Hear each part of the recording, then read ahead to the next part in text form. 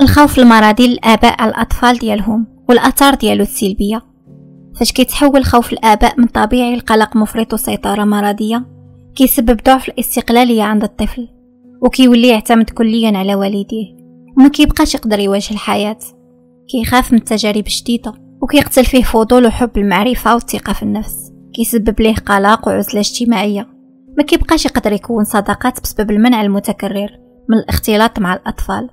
كتربى عنده مشاكل نفسية بحال الاكتئاب والتوتر، وكيولي يشوف العالم مكان خطير وكيحس براسو عبء على والديه. هادشي كينعكس عليه في فترة المراهقة وكيخليه يدير ردة فعل عكسية بحال العناد والتهور.